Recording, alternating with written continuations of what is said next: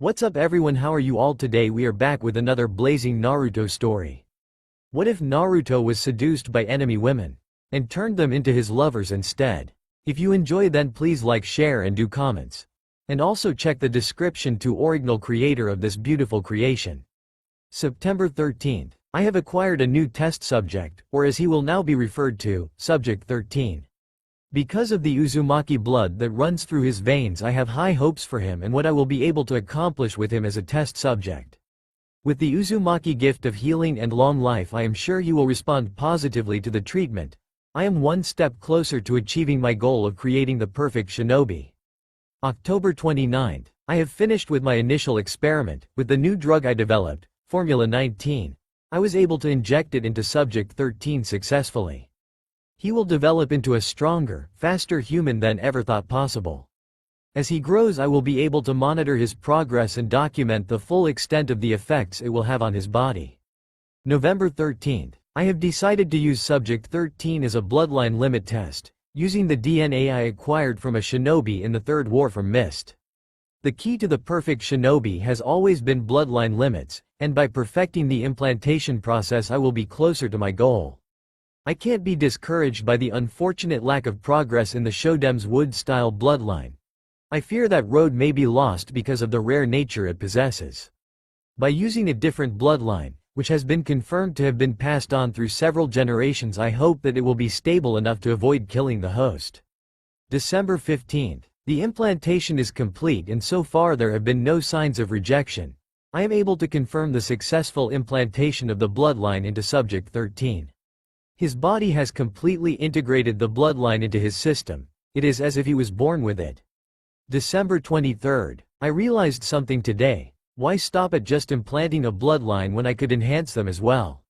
With my intellect I should be able to increase the power of a bloodline tenfold. Using Subject 13 as a genetic template, I will be able to create a new race of shinobi. I have high hopes for this project. I can only pray that the improvements don't kill him. This is all in the name of perfection. With my work I will create the next generation, and it will be better than the last. June 2nd. I have finished a drug that should in theory be able to increases the potency of certain bloodlines. Now that it is complete, I will start to administer the drug into Subject 13's system tomorrow. June 24th. So far there has been no change to Subject 13. I am wondering if I made a mistake somewhere in the formula. He isn't having a negative reaction, but neither is he having a positive one either. If there is no change within the next mouth, I will attempt a higher dosage.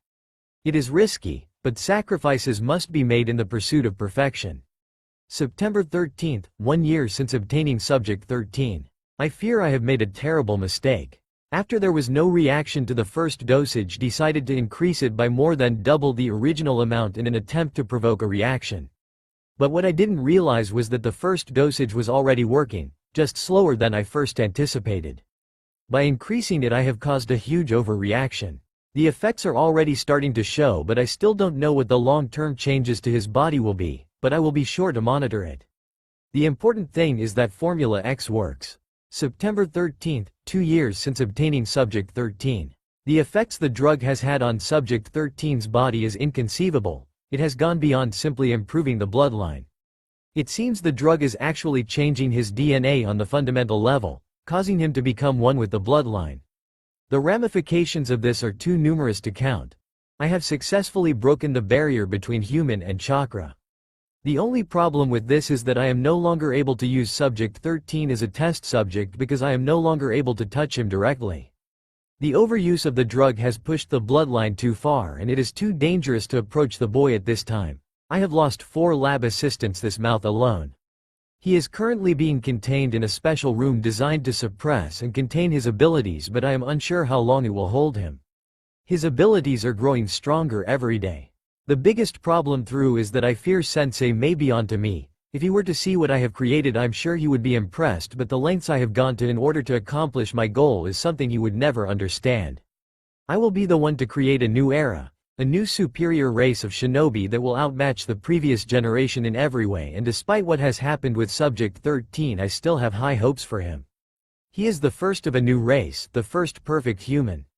From this day on I have named Subject 13, Sub-Zero. Kushina was sat in the Hokage office with her 2-year-old daughter sat on her lap next to her husband as he went through pile after pile of paperwork. Ever since proof of Orochimaru's treachery was found, he had been dealing with so much paperwork he looked about ready to burn it with a fire jutsu. It had been 4 years since their firstborn son, Naruto, went missing from his crib in the hospital. She had been so tired after the labor that and had fallen asleep, she didn't even notice someone come in and take her baby. They had both been devastated when they were forced to call off the search parties. The thought of giving up on their son had torn them apart inside, but the village couldn't afford to keep looking like that and they had no other choice but to give up. The decision always lay heavy on their minds. What if they had searched for just one more day? What if he had been right around a corner and they only just missed him? It was those thoughts that had plagued both their nightmares for years. They still searched, but no to the same degree, and as the years went by they had all not lost hope. It wasn't until little Madoka had been born that things started to go back to normal. What had happened with the Kyuubi was unfortunate, but they loved her with all their hearts, and just because she was the Jinchuriki of the nine-tailed fox wouldn't change that. She had blonde hair like her father, with the same blue eyes that Kushina loved so much. Her face was the same shape as the red-headed kunoichi, and on each of her cheeks were 3 whisker marks, the sign of the Uzumaki clan. She was sleeping peacefully in her arms, not a care in the world, when the doors to the office were slammed open and in rushed in Anbu with a bear mask over his face. He was out of breath and Kushina was sure that if she could see his face it would be as red as her hair. Looking up from his paperwork in slight surprise, Minato waited for the man to catch his breath before he spoke. "What brings you to my office, Bears-san, and in such a state? Did you find any more survivors in the snake's lab?" The Anbu before him was a part of the team led by Sarutobi into one of the most recently found labs Orochimaru had set up. Minato would have led the team himself, but the former Hokage Ha asked for the responsibility, feel it was his duty as the snake's teacher to see all he had done. Taking one last deep breath, the winded man stood up straight and addressed his Hokage. "Hokage-sama, we found your son, we found Naruto." The shock on both Minato and Kushina's faces was clear as day, and the bear-masked Anbu knew a flood was coming. "Are you sure?" "Yes sir, I saw the whisker marks myself, there's no doubt it is him." "Sarutobi is." The rest of his words were drowned out by the now enraged Kushina as she stood from her chair, a slightly scared and confused Madoka still in her arms as she screamed for all to her. "That bastard. That no good, motherfucking snake." Before the Anbu knew what was happening, he had an angry red-faced Kushina yelling at him to tell her where they were. "Sector 3, Route 9, but there's something." Before he could get all the words out of his mouth, both Minato and Kushina had ran out the door towards where he had just told them, leaving him alone in the office as he finished what he had been saying. "You need to know." By the time they got there, Sarutobi and the other Anbu that had searched the facility with him were just coming to the surface. Minato noticed that one of the men was being supported by another and that he was cradling his arm, and if the situation was any different he would have asked for a full report on what had happened to him. But at that moment in time it was one of the last things on his mind. Both Minato and Kushina held their breaths when they saw the last figure standing just inside the shadow of the hidden tunnel. They couldn't see his face, but from the size they could tell it was a small boy. Handing their daughter to her husband, Kushina ran forward at a speed that would have made Might Guy jealous and was about to embrace the boy when she was stopped in her tracks by a withered hand grabbing firmly onto her shoulder and holding her in place. Before she could ask what was wrong, Sarutobi shook his head sadly, not meeting her eyes. "I should have known you wouldn't listen to the man I sent to fetch you. What's going on? Why did you stop me?" "I'm sorry, Kushina. If we had found him sooner we might have been able to stop this from happening." "You can't touch him, I'm so sorry." "I don't understand, what are you saying?" Instead of answering, Sarutobi turned to the boy stood in the shadows and nodded his head for him to come forward. "It's all right, there's nothing to be scared of." The boy hesitated for a moment before slowly stepping into the light. Both Kushina and Minato's faces paled. The smell of decay was thick in the air as Sarutobi stepped into yet another of his ex-students' labs. It was just like all the others, dark, damp and filled with equipment that he didn't understand the purpose for and wasn't sure he wanted to. This one was set up more like a corridor than a room through, with what must have been hundreds of large tubes filled with a strange green liquid that bubbled as they passed. Floating in each tube was a small shriveled thing that at some point might have been a human baby, attached to a cord implanted into their stomachs that connected them to a tank set above into the roof.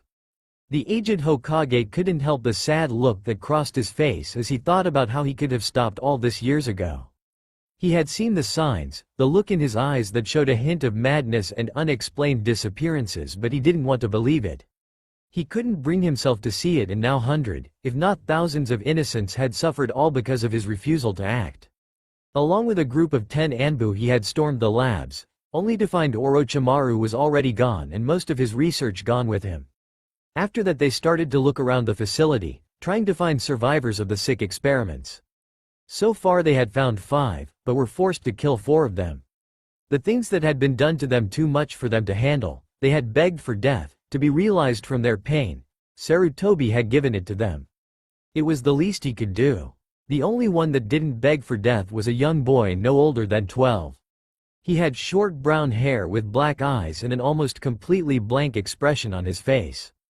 They didn't know why he was there or what had been done to him, because from what they could see he was the most normal living thing they had come across in these god-forsaken tunnels. After a few words Sarutobi had sent him up with one of the Anbu to the surface for medical attention just to be sure. In one of the rooms they had passed he found notes about something named Subject 13, which had gotten his attention when it mentioned Uzumaki blood.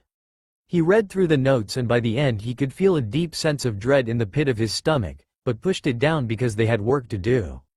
Leaving the room and moving on to the next, Sarutobi could feel his anger grow more and more towards the snake-like man that he once thought of as a son. Room after room of mutilated bodies, bloody surgical equipment and detailed notes on the things he had done were everywhere. He was about ready to burn the whole place down when they came to a corridor that led to a large steel door with a thin layer of frost on it set into the wall. A desk full of papers had been set to one side, and as he looked from it door he could feel the dread rising in the pit of his stomach at what might be on the other side. Making his way over to the desk, the man once known as the professor started to read through the notes while the Anbu that were with him started to try and get the door open. He was about halfway though a document that spoke of something called Formula X when he was pulled out of his thoughts by one of the Anbu letting out a small scream of pain. Putting the paper down and making his way over to the man who was for some reason holding his hand in pain, Sarutobi grabbed his wrist and looked to find his hand covered in blisters. What happened? I don't know, I just touched the door. Before he could think of what this could mean, the other Anbu had managed to get the door open, and as they pulled the steel door away a thick white mist floated out with a hiss, filling the corridor they were stood in. Taking a cautious step forward, the Anbu right behind him, Sarutobi entered the room. What level of hell did that bastard drag this room out of? The old Hokage couldn't help but agree with that assessment. The room was like one huge freezer, the walls and roof were covered by at least a foot of ice. The light shining from the fluorescent lights in the ceiling making it glow a brilliant white that hurt their eyes as they walked in. The floor was covered in the same white misted that they had seen when they first opened the door, making it to seize below their knees, and at seemingly random points there was what looked like people, frozen solid with terror-filled faces forever set in place. Some of them were on the ground huddled in fear while others stood and looked like they had been backing away from something. As they made their way further into the room the mist seemed to be getting thinner, and before long they could see all but their feet below their ankles as they came upon the form of a small boy sat in the middle of the room with his face buried in his knees. All he had on was a sleeveless white shirt with a number stenciled onto the left shoulder and a pair of black shorts. He couldn't have been older than 4 years old, with a mess of blonde hair with white stakes and small bits of ice sticking to it where it had frozen. It stopped at his shoulders and hid both sides of his face from view. At first glance he appeared to be frozen solid like the other people in the room, his white, almost blue skin clearly visible on his arms that were wrapped around his legs, the slightly longer than average nails on the ends of his small hands a deep shade of blue that stood out from the rest of his skin. Sending regretful look to the obviously dead child for not being able to save him, they were about to turn away and leave the room when they heard a small voice whispering to itself. Cold, so cold. Sarutobi's head shot around so fast that he was sure he had given himself whiplash and quickly made his way to the boy to take a closer look. When he was only a few feet away he was able to clearly see the boy was shivering.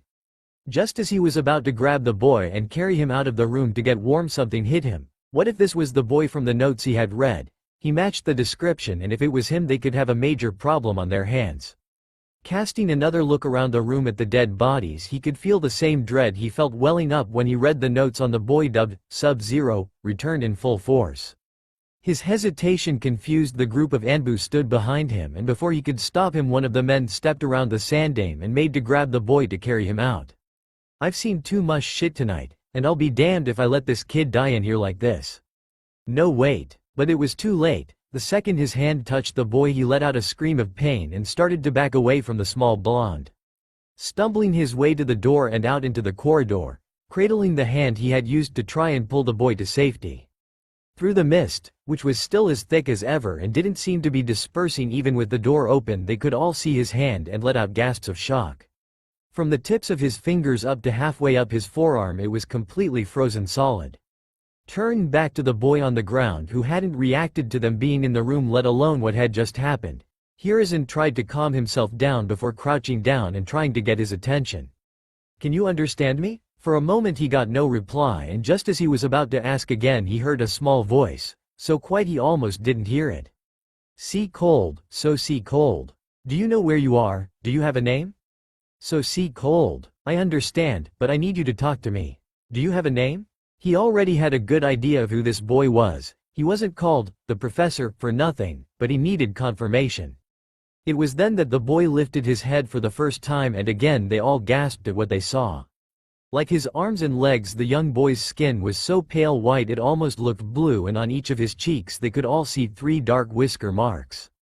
His lips were such a dark blue they bordered on black, and the areas around his eyes were a shade darker than the rest of his face, making them stand out slightly, with his eyes a deep sky blue with white swirling around in them.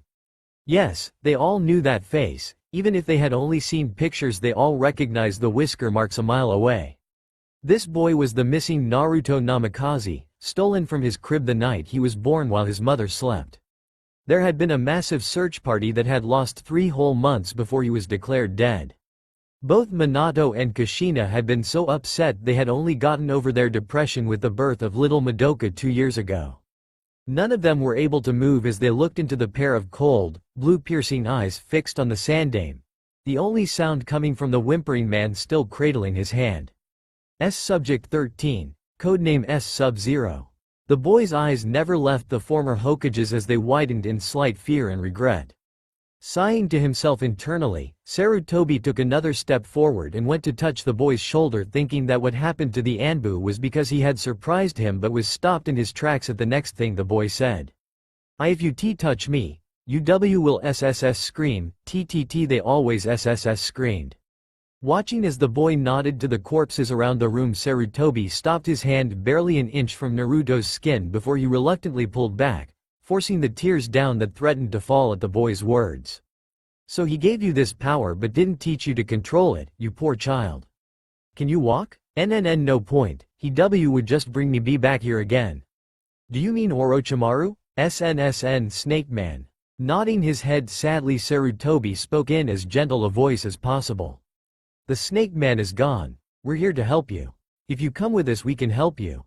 The small boy just sat there, eyes going blank when he heard Orochimaru was gone. They stayed silent for a while, Naruto seeming to have trouble understanding that his tormentor was gone. Then they saw it, a small silvery tear falling out of the corner of his eye and falling down his face and leaving a trail of ice down his cheek. But what really scared them was what happened when it hit the floor. The second it touched the ground, the tear exploded out into a small pile of sharp, frozen spikes seeming to bloom like a flower as it grew to about 1.5 feet before stopping. Making a mental note to be careful around the boy, Sarutobi started to lead the 4-year-old out of his prison below the ground to the surface, where without a doubt his parents would be waiting for him because of the Anbu he had sent ahead to inform the fourth and his wife. The moment they got over their shock at what had been done to their son, and they were 100% sure it was their son with the whisker marks on his cheeks and the fact he looked almost exactly like a mini Minato, they rushed the still slightly frozen Naruto to the hospital. At least they tried to. The problem was that no matter how much Kushina wanted to pick him up and carry him in her arms, she couldn't. They had been told what the room he had been kept in was like, the ice on the walls and the frozen bodies lying all over the floor, along with Sarutobi telling them what had happened to the Anbu, who was already at the Konoha hospital when he had touched him. This meant that they were forced to move at his pace, which, for a 4-year-old boy who had been locked in a room for who knows how long, wasn't as bad as they thought it would be, was still too slow for their taste. The fact he hadn't stopped shivering the whole while hadn't helped the mood, and they had also noticed that wherever his feet touched the ground there would be a footprint of pure ice left, causing him to slip every now and then, and every breath he took released a small, but noticeable cloud of mist from his mouth and nostril.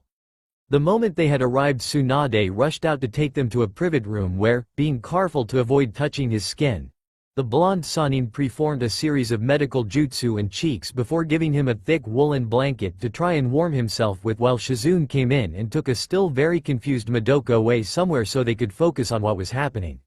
When Tsunade was finished, she turned to the others in the room and motioned with her head for them to follow her into the hall.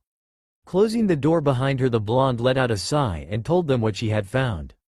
He should be dead. This was met with 3 looks of both shock and fear, but before they could ask what she meant, Tsunade shushed them and continued. His body temperature is at minus 320.44 degrees Fahrenheit, the same as liquid nitrogen. His blood should be frozen in his veins and his body completely solid, but they're not. All his bodily functions are acting normal: heart, lungs, liver, kidneys, all working perfectly. In fact, when I took a look at his muscle tissue and bone structure, I was shocked. His body isn't just working perfect, but better than perfect. There's also something off about his chakra, but I don't really understand what. It's unlike anything I have seen before. When she had finished, Minato got a confused look on his face. I don't understand. How is any of this possible? Before Tsunade could venture a guess, Sarutobi pulled out a large pile of papers from his kunai pouch and held it out to her to look at. I think these will help shed some light on things. I haven't read them all, but what I have is quite informative.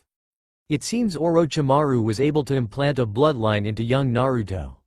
What? Snatching the papers away from his hands, Tsunade, with Kushina and Minato reading over her shoulders, read the pages Sarutobi had singled out.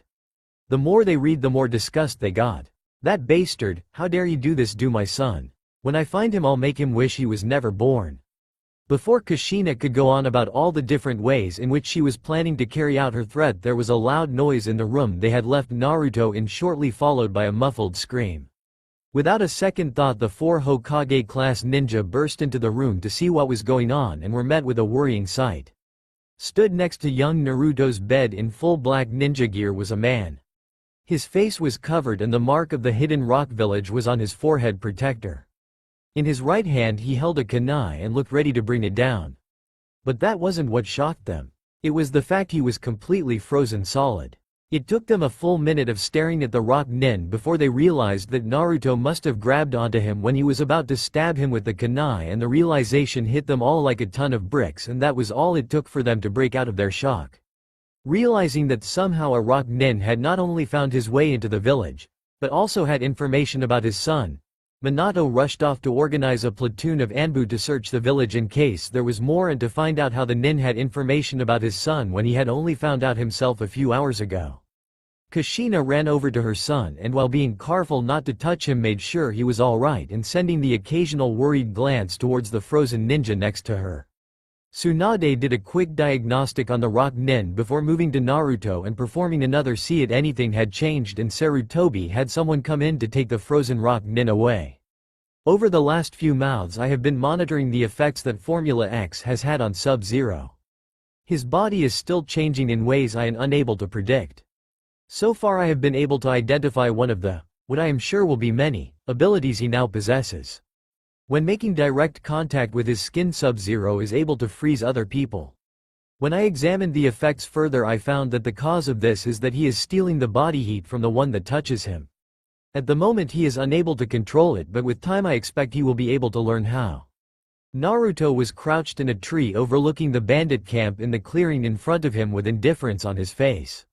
It was the same as all the others. Shabby huts set around a large fire that could be seen for miles around as drunken men singing and dancing around celebrated another successful raid, falling over themselves every few minutes only to get back up and do it all over again.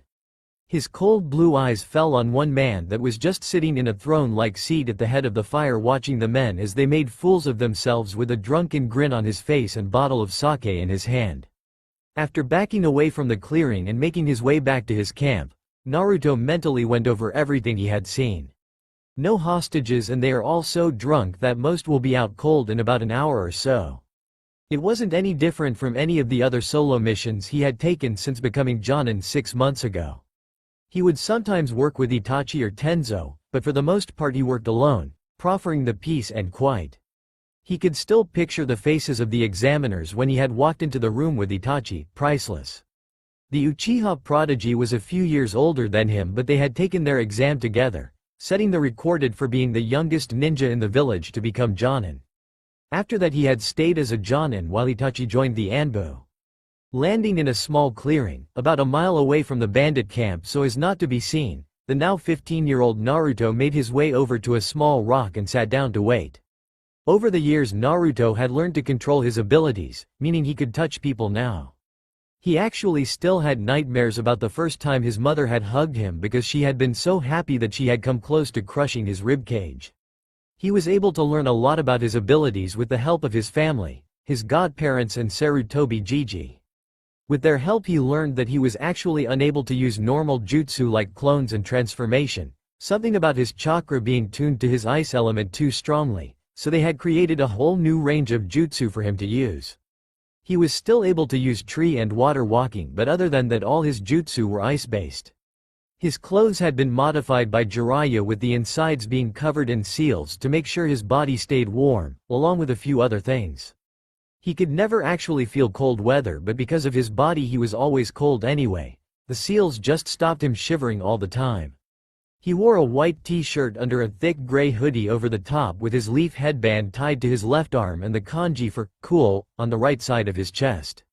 The hood was pulled up to cover the top half of his face, hiding it in shadows, but you could still see his eyes shining slightly blue with white mist-like swirls, but not the face around it. He wore a pair of dark gray pants with big brown leather boots on his feet which despite their size didn't make a sound when he moved, and on his back there was a chikudo with a dark blue handle and sheath tied in place with a black cloth across his chest. He stayed in the clearing for about 2 hours before getting up and making his way back to the bandits' camp. Naruto was stood at the edge of the bandit camp, the fire still going strong, but the bandits themselves were mostly on the ground snoring loudly. The leader was still in his chair with a bottle of sake in his hand and drool falling out of the side of his mouth. After a moment of watching the few bandits that were still awake, Naruto nodded to himself and sped through several hand seals. Chilled mist jutsu. After taking in a deep breath, Naruto blew a thick white mist out of his mouth towards the camp. If anyone had been there to see him perform the jutsu, they would have seen the white swirling in his eyes overlap the blue completely, leaving him with nothing but a black dot in each eye, along with what was visible of his pale white skin turn a light shade of blue. This happened whenever he used a ninjutsu or channel his chakra, but no one knew why, and after so many years it didn't seem important anymore. The jutsu was fairly simple. By building up chakra in his lungs, Naruto created an icy mist that was able to cover an entire battlefield in minutes. The cold sapped the energy from those caught in it, and for anyone that weren't used to fighting in the cold it was almost impossible to fight. He watched as the mist crawled along the ground toward the sleeping forms of the men. Those that had still been awake quickly followed their friends into the land of dreams and passed out on the ground, and as the mist reached the fire it suddenly died down to embers before going out completely. After waiting a moment for the mist to completely settle over the camp, Naruto moved in silently and walked calmly through the sleeping men as he made his way over to the leader, hands in his pockets the whole way. He didn't pause for a second when he reached his target, as he took out his right hand and reached out before placing it on the sleeping man's shoulder. He didn't even wake up, he was so drunk, and within seconds the bandit leader was nothing more than a frozen statue. Naruto closed his eyes as he felt the familiar warmth that spread through his body that came whenever he used this technique, as it moved up from his arm and to the rest of his body. This was the only time he ever felt warm. Without sparing the now dead bandit leader a second thought, the young Namikaze turned and started to make his way through the camp, resting his hands on the men he passed as he went. Within 15 minutes the mission was over and not a single bandit was left alive. Dispersing the mist with a wave of his hand, Naruto started to look through all the bandits' supplies and seal up anything that could be used. With the mission done, he returned to the small clearing he had been in before and decided to leave for the village in the morning. Minato was in the middle of battling the enemy of all cages, paperwork. No matter how much he did, it never seemed like the piles on his desk got any smaller, and he was sure his secretary had been sneaking in and piling more on when he wasn't looking. Just as he was about to start pulling his hair out in frustration, a distraction came in the form of his son walking into the room and placing a sealing scroll on the desk in front of him. At seeing Naruto, he couldn't stop the smile spreading across his face. "Naruto, it's good to see you back. I trust everything went well?" "It's cool, the bandits have been taken care of." "Good to hear, your mission payment will be in your account by the end of the week." Nodding his head, Naruto turned to leave but stopped when Minato called out to him as he reached the door. "Naruto, just to warn you, your mother and sister aren't happy you didn't say goodbye before you left." "What? Mum was on a mission and Madoka was at school." "That's what I said, but you know how they are. I guess, thanks for the warning. See you at home tonight, Dad." With that, he turned and closed the doors behind him, leaving Minato to his paperwork that had actually doubled in size while he had been talking to his son. What the hell? The moment Naruto stepped through the door, he was knocked to the ground by two speeding blurs, one red and one yellow.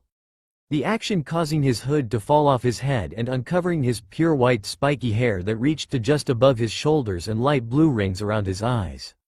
As he hit the ground, several shards of ice fell of his head and shattered on the floor. "I take it you're happy to see me?" This was met with two smacks to the back of his head. Letting out a sigh, Naruto got up off the floor only to find himself looking at two annoyed women. "You know the rules, Oni-san, if you're leaving the village you have to say goodbye. You weren't here and I needed to leave, it was unavoidable." "No excuses, Naruto, next time you do that I'm chaining you to the house."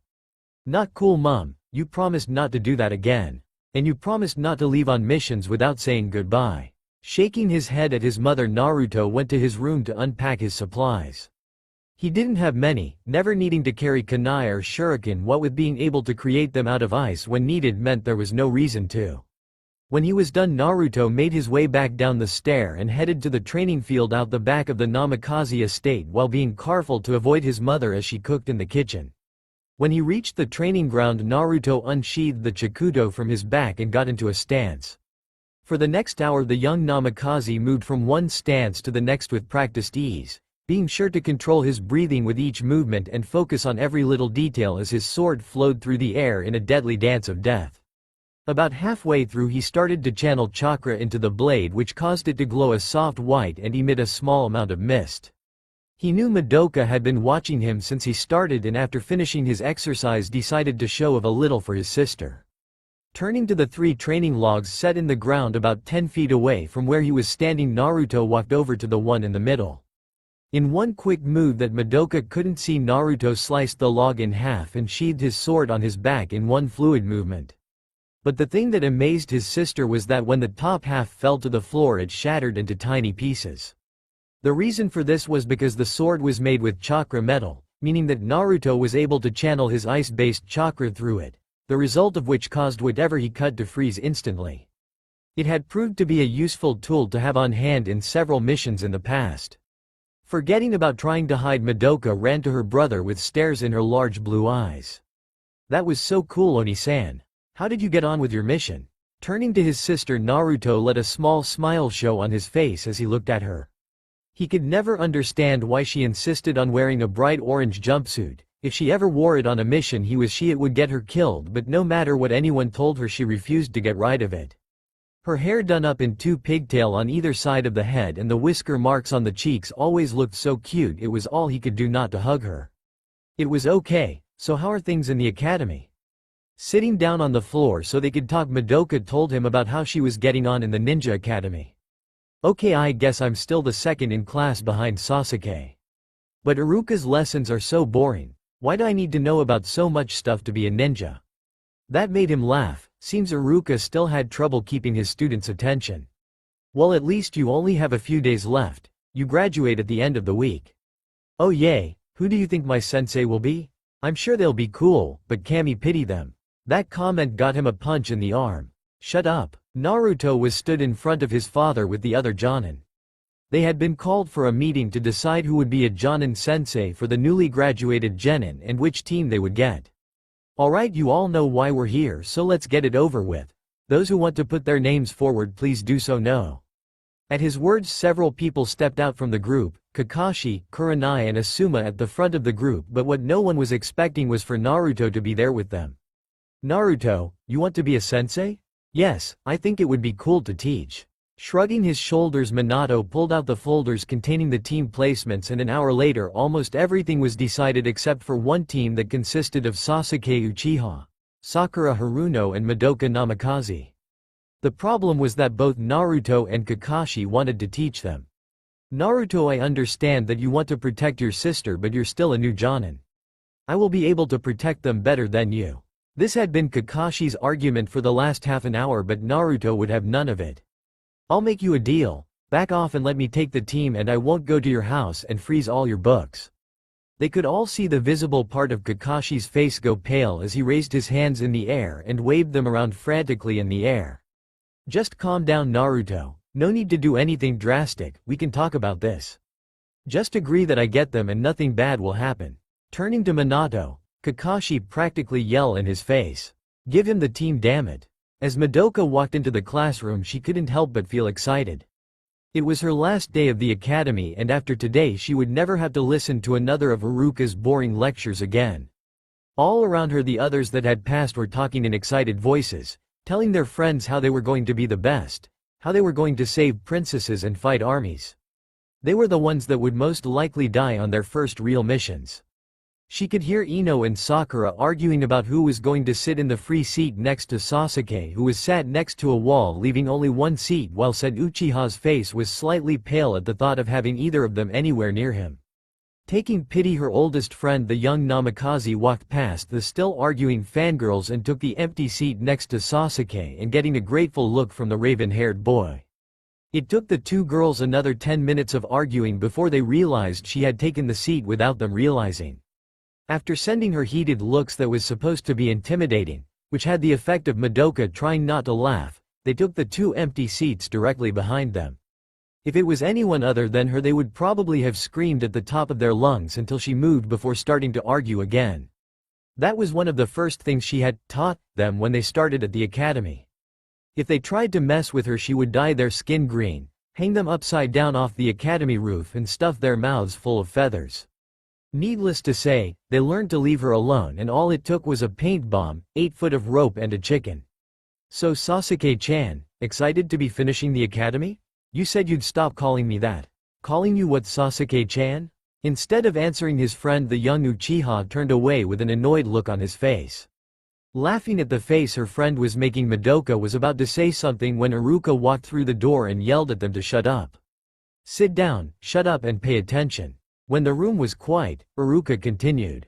"Good, first off I would like to congratulate you all on becoming ninja. It has been a long and hard road to get to this point, and I am proud of you all. But remember, this is only the first step. As of today you are all a part of the will of fire that keeps this village safe. I want you to know that even if I am no longer your teacher, I will always be here for you if you need me." When he was done with his speech, the scar-faced man walked over to his desk and took out a sheet of paper from one of his drawers. "I will now announce your teams. Team 1 will be. Team 7 is Sasuke Uchiha, Sakura Haruno." Here Haruka, along with the rest of the class, were forced to cover their ears with their hands in an attempt to save their hearing. Madoka was trying not to laugh at the sight of Kiba rolling around on the ground and the blood draining from Sasuke's face, leaving him almost as pale as her brother. And Madoka Namikaze. At Haruka's words, Sasuke and Sakura's moods did a 180. Sasuke got color back in his face and Sakura got a depressed look on hers. After that, teams 8 and 10 were announced, and Haruka told them their Jonin sensei would be coming to pick them up shortly. Turning to the blonde girl next to him, Sasuke decided to start a conversation while they waited. "So who do you think will be our sensei?" Well, your brother is in Anbu, so it can't be him, probably Kakashi." "Yay, I guess you're right." They sat talking for about half an hour about anything that came to mind, not paying much attention when Sakura came and sat next to them.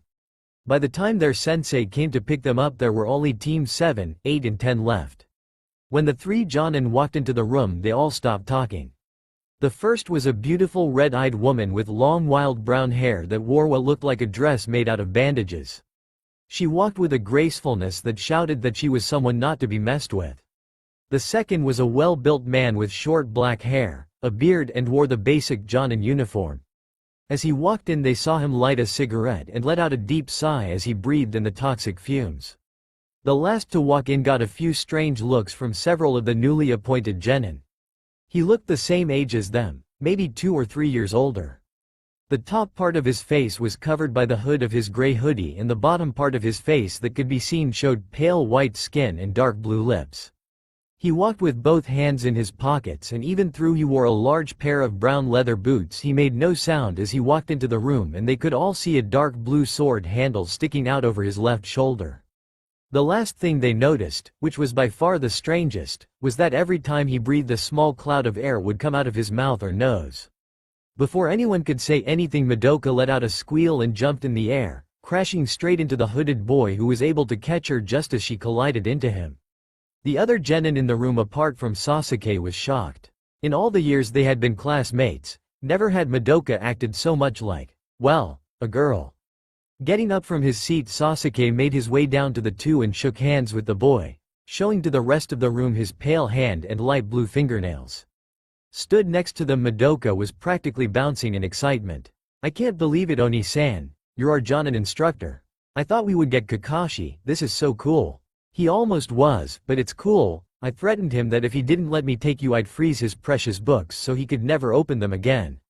Finally, having enough of not knowing what was going on, Kiba stood up. What the hell's going on here? Who is he and why is he even here? There's no way he's a Jonin, he looks almost the same age as us. Turning to look at the loud Inuzuka, Naruto was about to answer when he was stopped by Kurenai. First of all, you will show respect to your superiors. Second, think before you talk about something you know nothing about, or it might get you killed in the future. It's okay, Kurenai-san. To answer your questions, yes, I am a Jonin. My name is Naruto Namikaze. I'm Madoka's older brother, which if you had been paying attention you would have known. Team 7, please come with me to the roof. With that, Naruto turned and left the room, followed by Madoka, who stuck her tongue out at Kiba as she left, Sasuke, and a moment later Sakura. When they were all at the roof, Naruto had them sit down. For a moment he just stood there looking at them, not saying anything. When 5 minutes had passed, he nodded to himself and started talking. First things first, introductions. My name is Naruto Namikaze, I like training, my family, my friends, and ice cream. I hate a certain man that I won't tell you about right now, and my dream is to find that man. When he was finished, Naruto nodded his head for his sister to go next. With a grin on her face, Madoka introduced herself. My name is Madoka Namikaze. I like training, my family, especially my Oni-san, ramen, and teasing Sasuke-chan.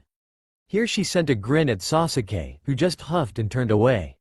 I hate the man that took my Oni-san away when I was little, waiting for ramen to cook, and people that judge you without knowing you first.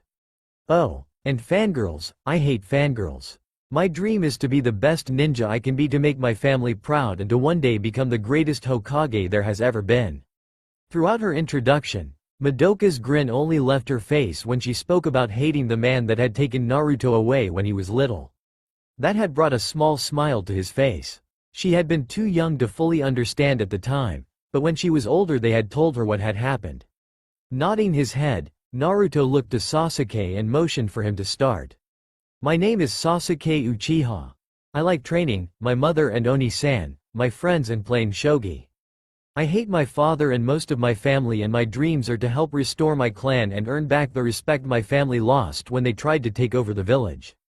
Naruto remembered that night 4 years ago like it was yesterday. He had just become a Chunin and his family had gone out to celebrate. They were in the middle of their meal when a fire jutsu had been sent at them from behind by one of the Uchiha. The man was dead before the smoke cleared. After sending his mother off with Madoka to their home, Naruto and his father had found his best friend Itachi fighting 4 other Uchihas, including his father, in the middle of the street. By the end of the night only 3 were left alive of the once proud clan, Itachi, his mother, and his little brother Sasuke being the only ones that didn't join in the attack. Shaking his head to clear it, Naruto turned his eyes on the last member of his team who hadn't stopped blushing since Sasuke spoke about restoring his clan. Naruto was sure she didn't even hear what the young raven-haired boy had said after that. Hey Pinky, it's your turn, start talking. Tearing her eyes away from Sasuke, Sakura introduced herself. I'm Sakura Haruno, the best kunoichi in my class. She didn't seem to notice the other two genin snored at that. I like reading in Sasuke-kun. I hate Ino Pig and Madoka Baka in my dreams for the future. Well. At this point she sent a glance at Sasuke and let out a squeal, sending a shiver down the Uchiha's spine. Naruto stared at the girl for a moment, not sure what to say until he came up with what seemed most appropriate. You're going to die the first time we step outside of the village. The pink-haired girl looked at Naruto with shock on her face, but before she could ask what he meant, Naruto continued. Be at Training Ground 7 at 6:30 a.m. tomorrow and don't be late. Stay cool till then. Without saying another word, Naruto disappeared in a swirl of wind and snow, leaving the three genin on the roof. The next morning the three genin walked into Training Ground 7 just as the clock reached 6:30. The sun was only just starting to rise and the trees were casting shadows over the training ground as they made their way to the three logs set in the middle of the training grounds. Sat on top of the middle post eating a bowl of ice cream was Naruto, who was making sure to watch everything the three genin were doing as they made their way over to him. Sasuke looked tired but alert, being used to getting up early to train with his brother. Sakura was for all intent and purposes sleepwalking, her hair a mess around her head, and as soon as they got there she fell to the ground in a heap. And then there was Madoka, who looked wide awake and was running to the three wooden posts stuck in the ground. They stood looking up at him for about 5 minutes as he continued to eat his ice cream, and while they watched him, Sakura, who was cranky as from having to get out of bed so early in the morning, was getting more and more frustrated. Will you stop eating so we can get on with whatever this is? Naruto showed no reaction to her words and kept eating like he hadn't heard her.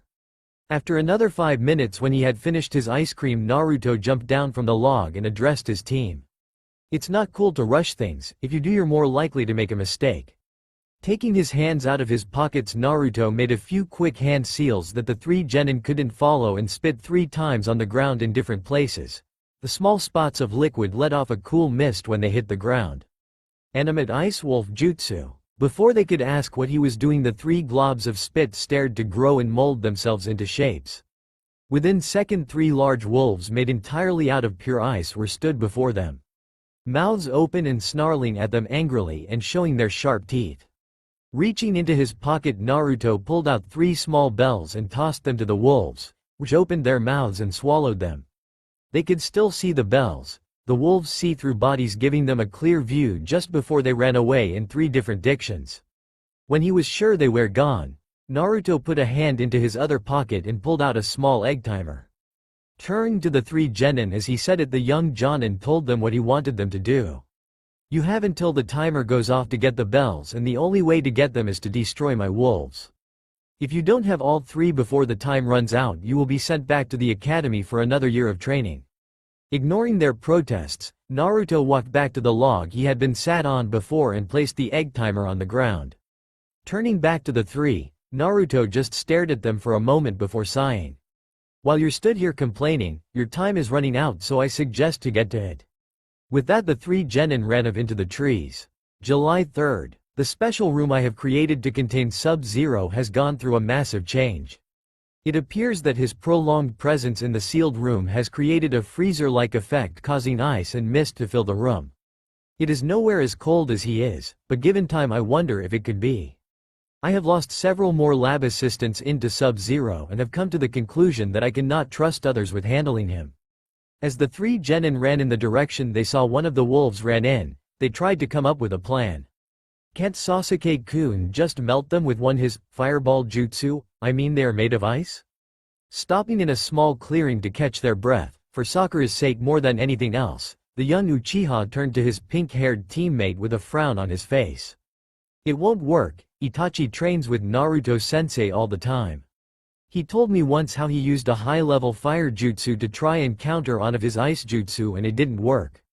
It's not just ice, they will be charged with chakra, and I don't know a strong enough fire jutsu to use on them.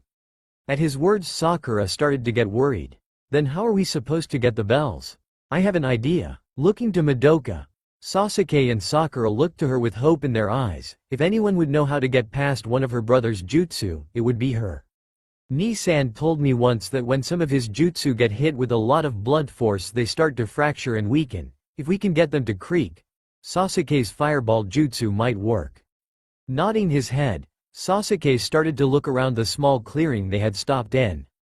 The trees weren't as big as the ones that surrounded Konoha, but they weren't small either, and the clearing itself couldn't be more than 20 foot. Letting a small smile cross his face, Sasuke turned to the two girls. I think I have a plan. Both Sasuke and Sakura saw the three Madoka running toward the clearing as fast as they, a snarling ice wolf on each of their heels as they made a mad dash to reach the clearing before they were caught. They had been waiting for almost 2 hours for this. They had sent Madoka and her shadow clones to lure the wolves to this very spot. When they were about 50 meters away, Madoka and her two clones moved so they were running side by side with the wolves only a few feet behind them.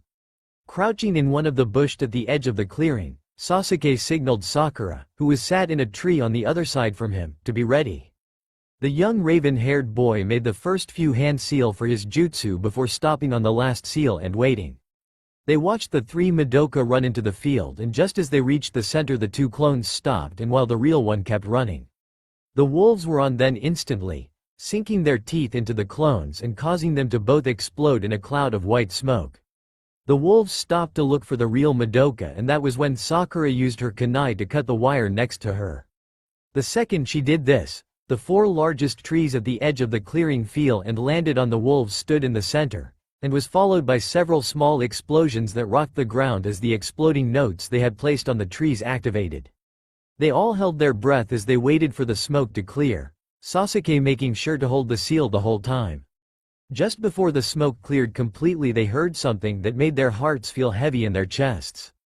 With three loud howls, the wolves pushed what was left of the trees away from themselves as they stood and started to look around again as if nothing had ever happened. The three genin were about to give up when the tail fell off of one of the wolves. Looking closer, they let out sighs of relief. The wolves were covered in hairline cracks and small chips. With a smile on his face, Sasuke finished his jutsu. Fire style. Fireball jutsu. The fireball sped towards the wolves, growing more than large enough to swallow all three whole and hit them before any had time to move out of the way. The clearing was filled with smoke for a second time, and just like they did before, the genin held their breaths as they listened to the slight hissing sound that came from where the ice creatures had been standing moments ago. This time when the smoke cleared, the three let out cheers. Right where the wolves had been stood there was now nothing more than a large puddle. Walking over to it, the genin started to look for the bells. It was at this point their good moods fell. With two bells in hand, they spent 5 minutes searching for the last one only to find a small blob of melted metal. Looking to her two teammates with a worried look on her face, Madoka said what was on all their minds. Well shit, what the hell are we supposed to now? Naruto watched as his team walked back into the clearing with dejected looks on their faces. He knew exactly what had happened, having followed them the whole time, but they didn't need to know that. So, did you get the bells? Reaching into her pocket, Madoka pulled out 2 bells and a small blob of metal. Well, not exactly. Looking at the three genin, Naruto let out a sigh that caused a large cloud of mist to escape his mouth. I see, not cool guys. But I tell you what, seeing as you get 2.5, I'll let 2 of you pass and only send 1 of you back to the academy. I'll even let you pick who goes. His words were met with 3 shocked faces that quickly turned to anger. Walking up to her brother, Madoka put her face within inches of his and poked her index finger into his chest. What the hell? That's not fair. We got those bells as a team. You can't just tell us to pick someone and leave them behind. Both Sasuke and Sakura nodded at her words as the young Uchiha stepped forwards. She's right, if one of us fails, we all do. They stood there for a moment, no one saying another word as Madoka continued to stare at her brother. Letting out another sigh, Naruto couldn't stop the gentle smile from spreading across his lips. Good answer, if you had said anything else I would have failed you all anyway. It's never cool to leave a friend behind. I guess this means I have to train you now, huh? Stepping away from her brother in surprise, Madoka said the only thing she could think of. Say what? Chuckling at their faces, Naruto moved back to his log and sat down, motioning for the then to sit as well. Every new genin team are given a test when they first graduate. This test is to assess whether or not you are truly ready to become ninja of the leaf. It changes a little depending on the jonin doing the test, but the idea is always to test teamwork. The bell that melted was made to melt the moment it left the ice. Nodding their heads at his words, the three now official genin got huge grins on their faces. Smiling at his new students, Naruto jumped off the log and started to walk away. Come on, I'll buy you guys lunch. They ended up sat around a barbecue table in one of the Akamichi-run restaurants. They seemed to know Naruto because as soon as they walked through the door they was directed to a table at the back of the room and a young waitress came and gave him a bowl of ice cream with a blush on her face as she waited for their orders. Sakura and Sasuke were a little surprised when their new sensei asked for sushi instead of meat, and when he saw the way they were looking at him he explained. I can't eat hot food, my body is too cold and the sudden heat hurts. Sasuke seemed to accept that and reached for a piece of beef, but Sakura wanted to know more. Why would hot food hurt? If you're cold, wouldn't it be better to eat something hot? No, it's like how if you wash your hands in hot water when they're cold. It hurts if you warm them up too quickly. But I like ice cream and sushi anyway. Nodding her head at that, Sakura picked up a piece of beef and tried to feed it to Sasuke, only for Madoka to lean over and eat it before sticking her tongue out at her playfully. For the next few minutes the two argued while Sasuke and Naruto just ate their food, and when he was done, Naruto let out another deep sigh, the usual cloud shooting out of his mouth as he did so. That was a good meal. Well, I guess I should tell you what I'm going to start teaching you. Before he could say another word, Madoka leapt over the table into the empty seat next to him and hugged Naruto with all her strength. This is so cool. What are you going to teach us first? What? You've been drinking those energy drinks again, haven't you? Not cool, you know what they do to you. Sending her brother a sheepish grin that said it all, Madoka sat back down and waited for him to talk. Kami, help us all. If you ever drink a cup of coffee, I guess the first thing to do is teach you tree and water walking. It should probably take about a month for you to learn both. Body conditioning is a must. I noticed you had trouble keeping up with your teammate Sakura, so you will need to put in a lot of work there. Sakura blushed at that. She knew she wasn't as good at practical stuff as the rest of her class had been. Don't worry, I'll get you up to scratch in no time. Right, so what else? I'll need to find someone to teach you some ninjutsu, but I have someone in mind for that. We'll have to take D-rank missions too. The three genin sat and listened to Naruto as he listed the things they would be doing, getting more and more excited. Oh, I just remembered, I need to get you all warm suits. Why, Oni-san, what are they? These cool bodysuits that will help keep you warm. We're a team now, which means you need to be able to fight with me. It wouldn't be good if you get too cold from my jutsu, it could be a problem, so I'll talk to the perv later and get him to sort something out. After they finished with their meal, Naruto told them to meet him back at Training Ground 7 the next day at 8 o'clock am, and that if they were late he would make them regret it. They arrived at the training ground the next day right on time, and just like the day before, Naruto was sat on the middle log eating a bowl of ice cream. They stood there waiting as he ate, knowing from yesterday that he wouldn't talk to them until he was finished. That was something he had told them when they had lunch. He wanted them to learn patience, something he said all ninjas should have. Finishing his ice cream, Naruto jumped down and without saying a word, led them to the edge of the training ground to the trees. Alright, I assume you all know what the tree climbing exercise is. After he got 3 nods he continued. Cool, I don't have to explain it then. Now I suggest you start by lying down on the ground with your feet on the tree as you channel your chakra into them, but don't try to walking up it. Remember, it's not cool to rush things, too much and you'll be blown off, but not enough and you won't stick. When you think you have a good grasp on how much you need to channel into your feet, I want you to get a running start on your tree. When you can all reach the top we will move on to water walking. More nods. For the next hour and a half the 3 genin lay on the ground with their feet on their respective trees. Madoka had tried several times to run up it, but each time she would be thrown off and Naruto would have her start again. When they were coming to the 2-hour mark, Sakura stood up and ran at her tree, getting it the first time, which didn't surprise Naruto, what with her low reserves. Well done, Sakura. Now I want you to keep running up and down the tree until you wear out your chakra reserves. What? Why? The reason you got the hang of it so quick is because you have so little chakra. There's nothing to be ashamed of. It happens a lot with kids from civilian families. By putting strain on your coils it helps them grow. If you keep doing this exercise for after about a week it should almost double your reserves. After that Sakura spent the next 3 hours running up and down the tree, wearing herself out and collapsing onto the ground when she had finished. Sasuke had been able to get halfway up his tree before being blown off, and Madoka was still on the ground trying to figure out how much chakra to put into her feet. Again, this was about what he had been expecting. After the tree walking exercise, they had their lunch and Naruto lead them to the mission's office to get their first D-rank mission, or rather several. Naruto had decided that because D ranks were basically chores, they should be able to get at least 5 done in about 3 hours.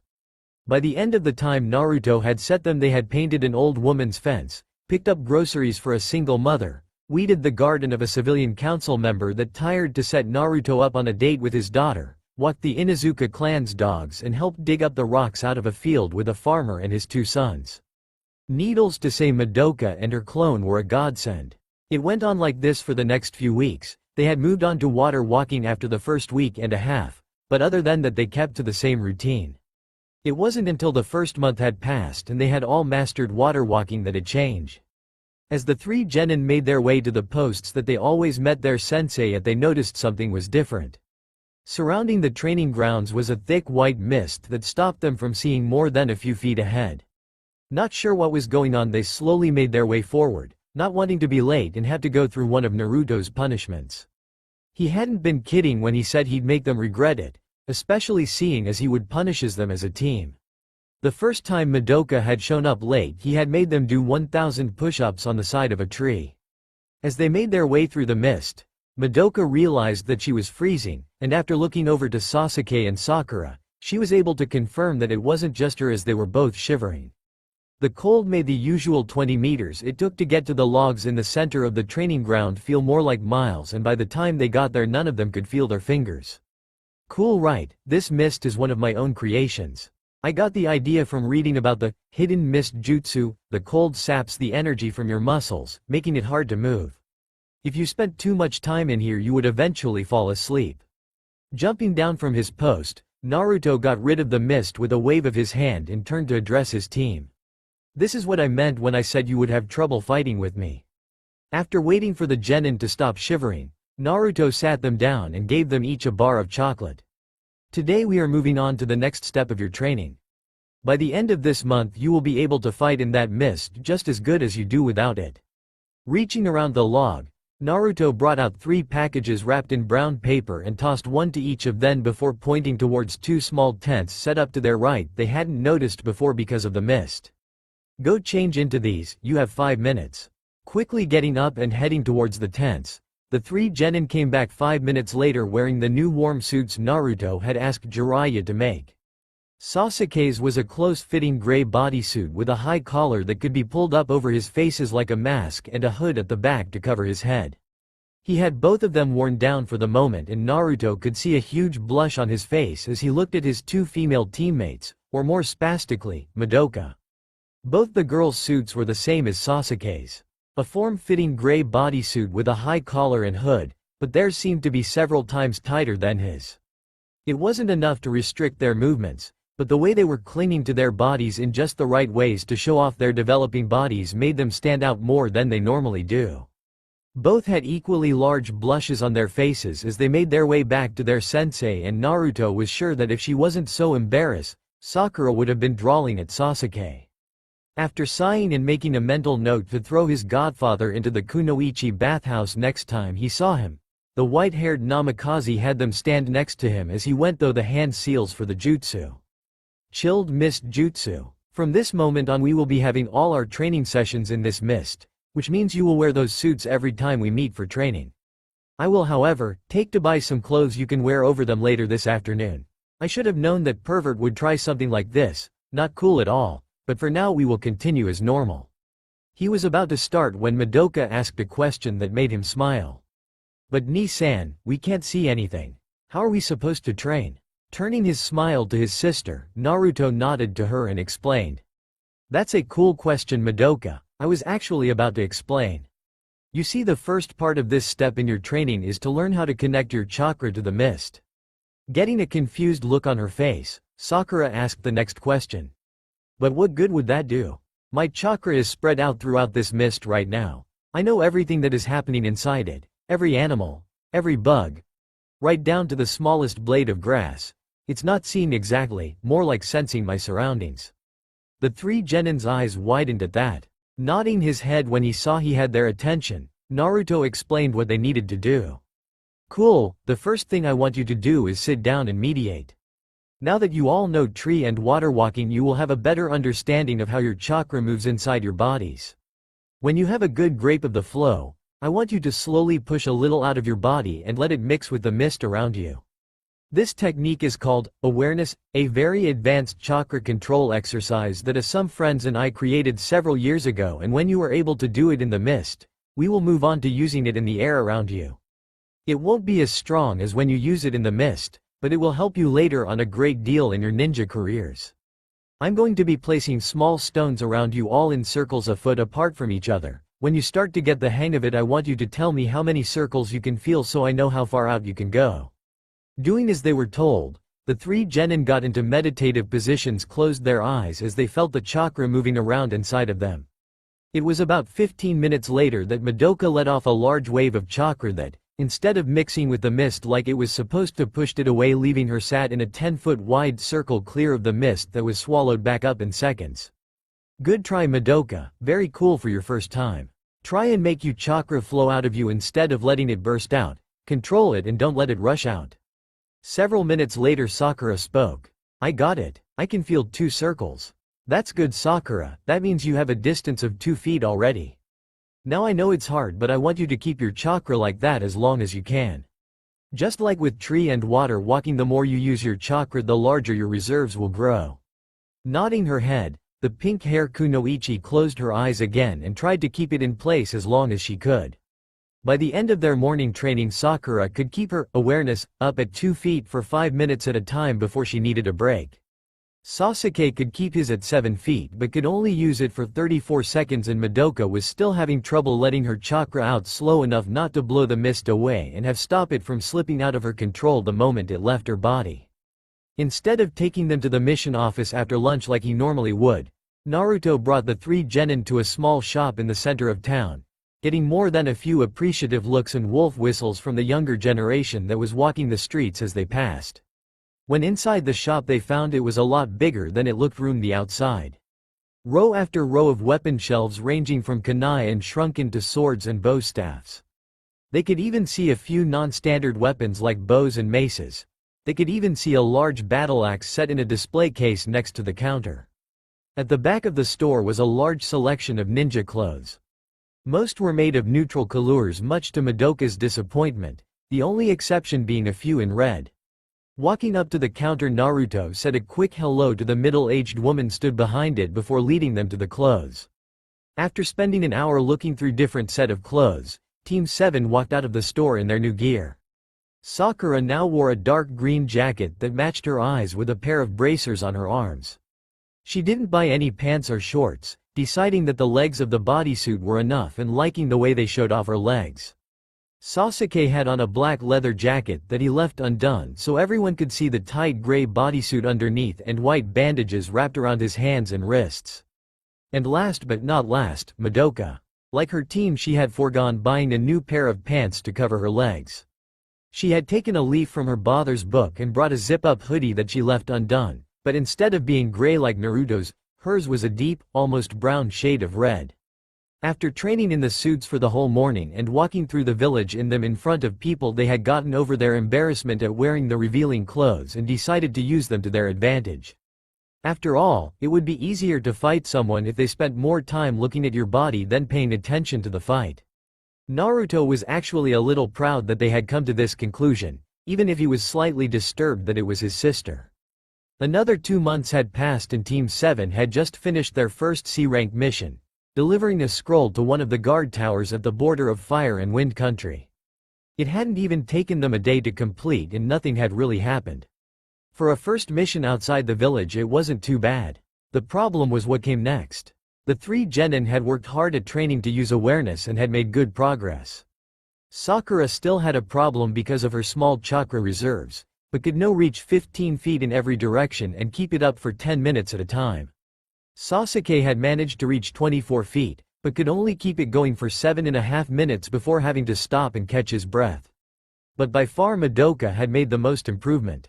When she had gotten used to letting out her chakra slower, the technique had come naturally to the young blonde. She could cover a space of 43 feet and keep it active for almost 20 minutes. None of them had moved on to using awareness outside the mist yet, but they were getting better every day. And it was for this reason Naruto decided it was time. He had thought long and hard about when he was going to do it, what mission would be the best and when they would be ready. He had wanted to avoid it for as long as possible but knew that now they were doing C-rank missions it was only a matter of time and wanted it to be on his terms. In a way he was in control. He had chosen the scroll delivery as their first time out of the village because he wanted it to be a good memory for them. But tomorrow would be the day his genin team were blooded. Tomorrow would be the day they made their first kills. I lost a lab assistant today. We were working on Sub-Zero when the boy grabbed onto his arm and froze him instantly. I don't know how this happened, but I will be sure to find out. Team 7 were preparing themselves in a small clearing 2 miles away from the bandit camp. They didn't make a fire. The warm suits making it so that they didn't need the warmth, and the mission rations Naruto had made them bring didn't need cooking, so there was no need for one. Naruto had told the 3 young genin what the mission was as soon as they arrived at the clearing. And all 3 had been unnatural quite ever since. The implications of what they were about to do weighing heavily on their shoulders. Naruto nodded his head and started to lead them towards the bandit camp. They could already hear it from where they had been, the laughing and music of people in celebration. The large fire they had burning in the center of a field they had set their tents in. But what got the 3 genins' attention the most was that as they got closer they could hear the distinct sound of women's screams. It was for this reason Naruto had chosen this particular group of bandits for his genin's first kills. The group had been scouted out beforehand and they knew that the bandits had been kidnapping women from around Fire Country. The reason he had picked them was that he wanted his team to understand why they needed to kill them and what happens when they are left alone. He remembered what his father had told him the first time he killed on a mission. It hadn't been his first kill, but it had been the first time he meant killed on purpose. Never wound what you could have killed, because they will just come back stronger. It was a simple saying that Naruto had lived by ever since. It was true that in the ninja world an enemy could become an ally at the drop of a hat. But when they were your enemy you did all you can to kill them, because if not they would come back and they would know just that little bit more needed to kill you.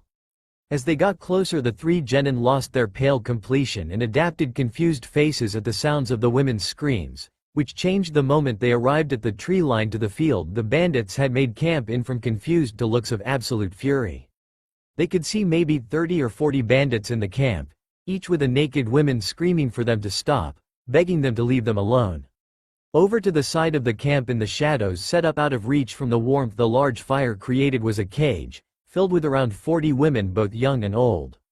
None of them had clothes on and they were all shivering from the cold night air as several men on the outside of the bars stood luring at them, reaching into the cage and grabbing them and pulling them to the side of the cage.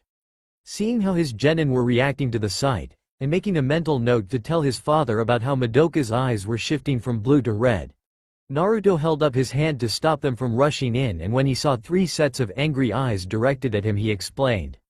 I want you to take a good look at what is happening right now. These men are not cool, they are less than animals and that is why we kill them. If we don't this is what happens. He made them watch for another few minutes before retreating further back into the trees, the rest of his team following a moment later. When they were a good distance away so that the bandits couldn't hear them, Naruto preformed a number of hand seals. Animate Ice Wolf Pack Jutsu. Spiting several times on the ground, the 3 genin watched as the wolves took shape, but unlike last time when Naruto had made 3, now there were 20, all with large sharp teeth and deadly pointed claws. Without waiting for orders the wolves spied up and disappeared into the woods. Turning back to his team Naruto explained, I've sent them to surround the camp, so if any try to escape they won't get far. Now the problem is I can't use the chilled mist jutsu because of the women, so you'll have to go in with full visibility, but you're not ready to use your awareness in combat yet so it's okay. When he was sure they understood, he gave them a small, sad smile and nodded his head. Madoka was trying to be as quiet as possible as she made her way around the camp to where the cage with the women was set. She, Sakura and Sasuke had split up so that they could attack from different positions around the camp. It was her job to take care of the men around the cage and free the women while Sasuke and Sakura would attack the main. It is a job she was all too happy to perform. But even though she wanted to kill these men for what they were doing, She couldn't stop her hands trembling and the sweat falling down her face at the thought of actually killing another human being raced around in her head. She could hear the whispers of the Kyuubi in the back of her head telling her do it, to run out there and rip out all of their throats, to dance in their blood and spit on their corpses. And for the first time in her life, Madoka was tempted to listen to the whispers. She didn't even realize that her eyes had turned red and her teeth grew into fangs. Slowly sneaking up to a man on the side of the cage furthest away from the light of the fire where no one could see him molesting a teenage girl through the bars. Madoka, with shaky hands, pulled out a kunai, closed her eyes and slit the man's throat from behind. He made no sound as he choked on his own blood and fell to the floor, coughing and gurgling as he looked up at her with wide, fear-filled eyes. And she watched as his chest stopped moving, watched as his fearful eyes clouded over and saw no more. She watched as the man she killed died. Sasuke was taking deep breaths as he hid in the corner of one of the smaller tents behind a pile of crates. He had slipped in when no one was looking and found a man asleep on a pile of sheets with a naked woman with long, messy blonde hair chained to the post by a metal collar around her neck. She was covered in bruises and her eyes had a dead look to them. His blood boiling at the sight of her, making him forget about high nerviness, he made his way out from behind the crates with a kunai in his hand. Sasuke stopped above the man with his kunai in both hands and took a deep breath. He could feel the dead eyes of the woman on him as he brought the knife down and stabbed it into the sleeping man's chest. Everything moved quickly after that. Having confirmed that they had made their first kills, Naruto had sent in a second pack of wolves to kill the bandits that were left. He didn't want them to make more than one kill for their first time. It would be hard enough to deal with as it was. The wolves descended on the bandits like a tsunami, rushing in and killing all they saw, leaving nothing but the women and the frozen genin untouched as they proceeded to rip the men to pieces. Naruto was fighting to stay out of the fight, fighting not to walking in and place his hands on the screaming men and drain them of all the heat in their bodies. It was a craving of his, the only time he could feel warm, those precious few seconds in which he could be warm. It was like a drug to him and he always had to remind himself of the price. He didn't want them to see him like that, especially not Madoka. Waiting until the last bandit had been killed so he wouldn't be tempted, Naruto stepped out of the shadows and walked over to his sister and pulled her into a hug. At first she showed no sign that he was there, eyes fixed on the dead body of the man on the ground at her feet. And then the floodgates opened and she cried into his shoulder. They stayed like that for a few minutes before Naruto stepped back and handed her a scroll. "We can talk later. Right now these women need you. There should be enough clothes sealed in this scroll for all of them. Make sure they get them." Feeling slightly better now that she had something to do, Madoka made her way over to the cage door and started to pick the lock. While she did that, Naruto moved to comfort Sakura, who was still crying when he got there, and after sending her off to help his sister move to the tent he had seen Sasuke sneak into. Just as he was about to enter, the young Uchiha came running out of the tent and puked on the ground at his feet, blood on his face from the man he had killed as his blood burst out of his chest. If the situation wasn't so serious, he would have laughed. Bending down and patting the boy on the back, Naruto pulled out 2 scrolls and handed one to Sasuke, telling him to seal up anything of use.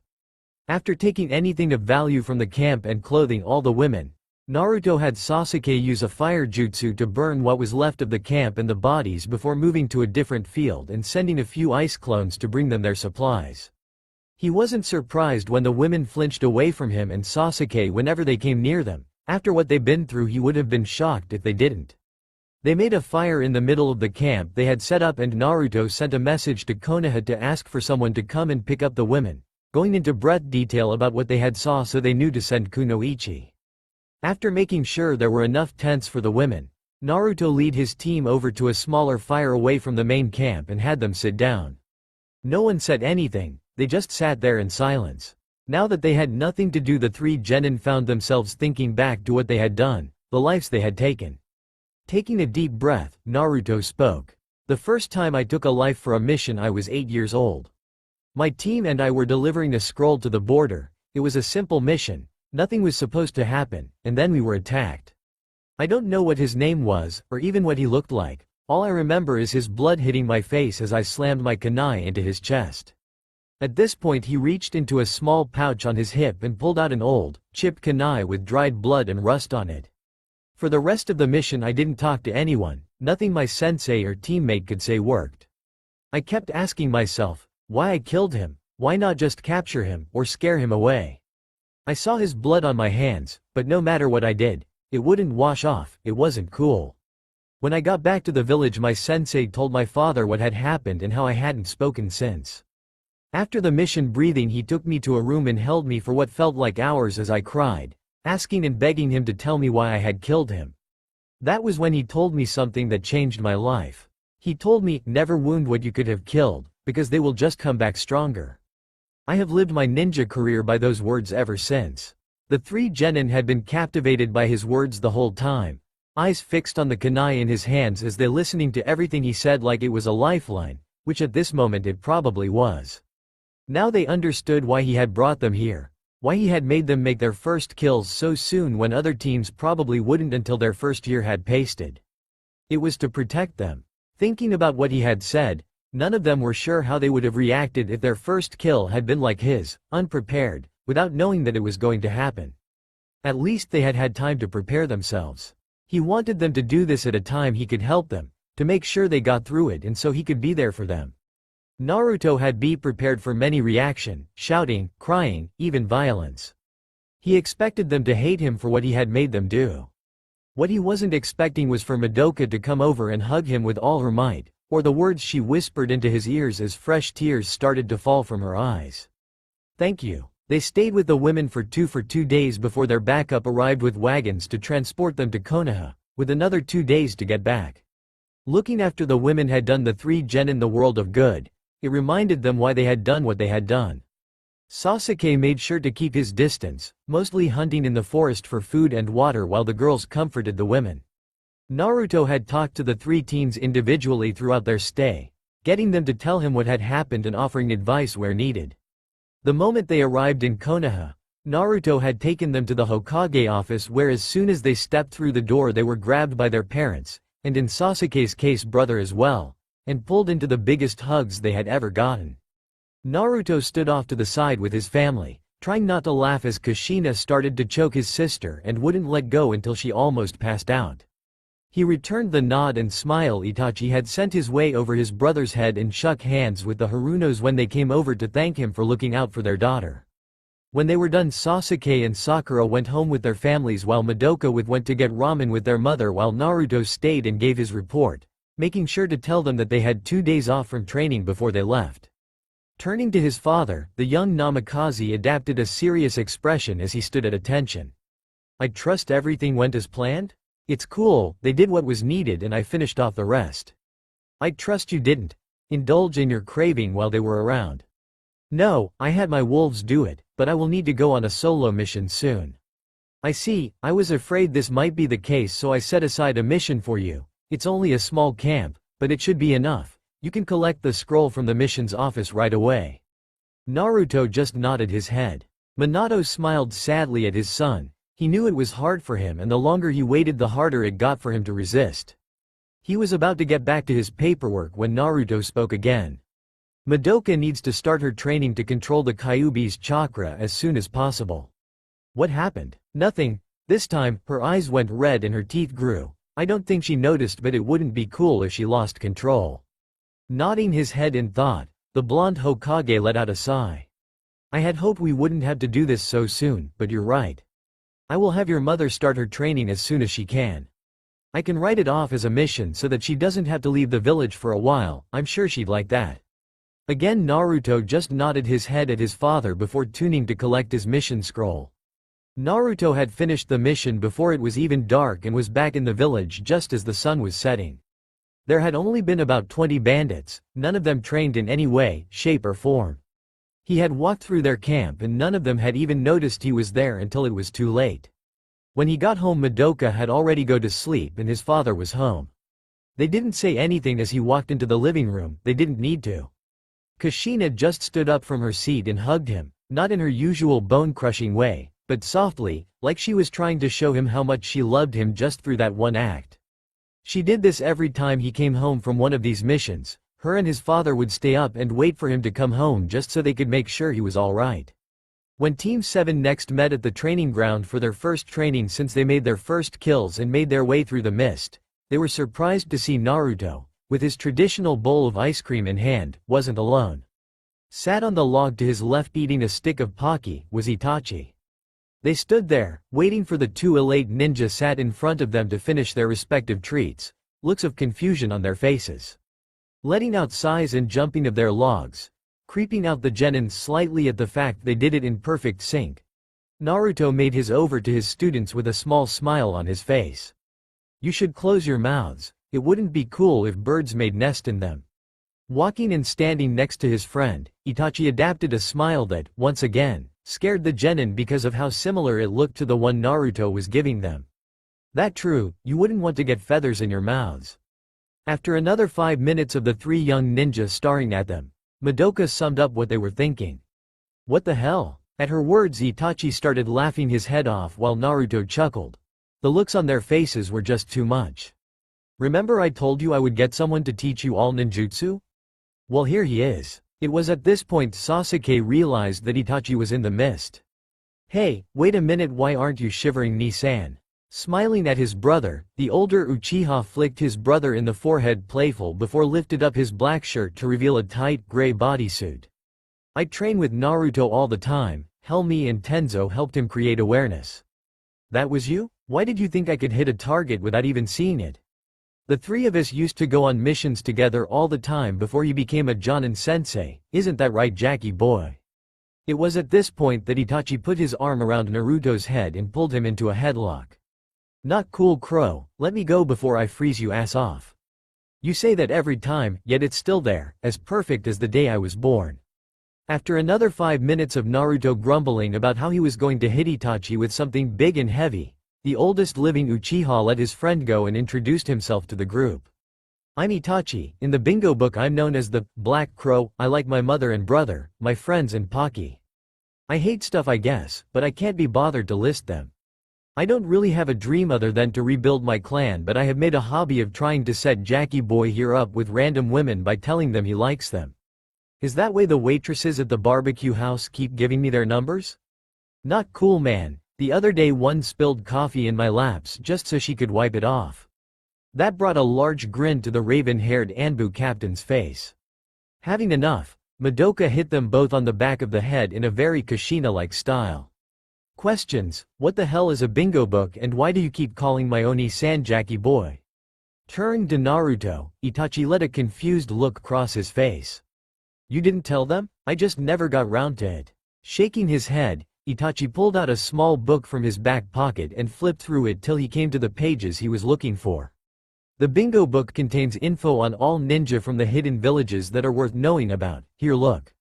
Passing the book to Madoka so she and the rest of Team 7 could read it, Itachi watched with a smile on his face as he saw the looks on their faces. The Konoha 3, a team of ninja from Konoha consisting of Tenzo Yamato, aka the Forest Ranger, Itachi Uchiha, aka the Black Crow, and Naruto Namikaze, aka Jack Frost. For more information see following pages. The Konoha 3, after their defeat of Raiga Kurasuke, former 7 swordsmen of the Bloody Mist, during a lightning storm, have been on the short list for being the next Sannin for several years. With their spotless recorded, a rarity for any ninja, and overwhelming strength GH when working as a team, they have all been given flee on-site orders when together. January 12th. The effects of Formula 19 are starting to show in Sub-Zero's development. I have been able to analyze his muscular tissue along with skeletal structure and have noticed that they are already twice as strong as a normal 3-year-old. I am curious to see if they will continue to improve as he grows or if my formula has already done everything it can. As it is, he will be twice as strong as any other his age, and if Formula 19 continues to do its job, this will likely increase tenfold. The trip to Wave took the rest of the day to get to, and throughout the trip Itachi would tell stories about when he, Naruto and Tenzo were on missions together. This wouldn't have been so bad if he was telling them things like when they fought Raiga or one of the countless bandit camps they had destroyed. But no, that would make his life easier. So we're in this bar near the hidden rock village full of ninja, all of whom hate our guts, when I get Jackie boy here pissed. So I figured, what would be the smart thing to do? Quietly leave the bar and get away, or tell the biggest guy in the bar that he was hitting on his girlfriend. Me and Tenzo were outside before he even realized the guy was about to hit him. They could all hear Naruto grumbling under his breath at this point. And that's not all. We went back in 15 minutes later to find him singing and dancing the YMCA on top of a table with 3 other guys, including the one we got him in a fight with, ha ha ha. It had been like this ever since they left the village, the older Uchiha telling them story after story just like this one. And that's not the best part, because it was actually me that had been hitting on his girlfriend. The 3 genin were laughing their heads off with Itachi at their sensei expense, Madoka making a mental note to tell their parents when they got home. If it wasn't for the fact they had been water walking for the last hour, they would have been rolling around on the ground. Deciding to shut his friend up, and get a little payback, Naruto turned to Itachi with a small evil smile on his face that had Itachi on alert the moment he saw it. Not cool, you should be careful what you say, Crow, or I might be tempted to tell a few stories of my own. Itachi took on a thinking look for a moment before grinning at his friend.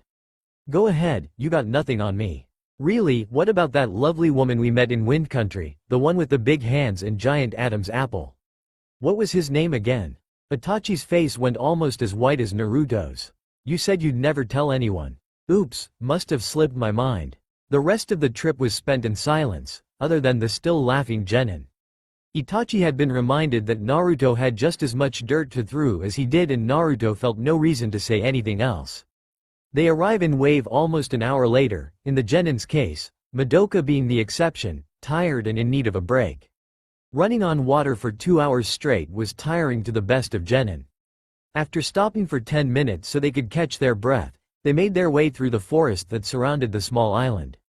Within 5 minutes they had arrived at the village of Wave. The buildings were filthy, people lying in the street that looked so thin you could see their rib cages through the torn and messy clothes they wore. Kids sat at the side of the roads begging for food with drawn faces and weak voices. Shops were boarded up, and the one food stand they saw had nothing but moldy bread and rotten vegetables. After a while they were able to find someone that could tell them where to find Tazuna and their fellow leaf nin, and made their way to an old house about 10 minutes away from the village next to a large lake. By the time they got there the sun was down and the moon was high in the sky.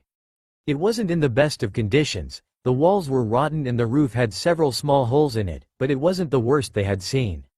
Instead of walking up to the door and knocking, Naruto and Itachi stopped them about 10 feet away from the house while Itachi raised his fingers to his mouth and whistled loudly.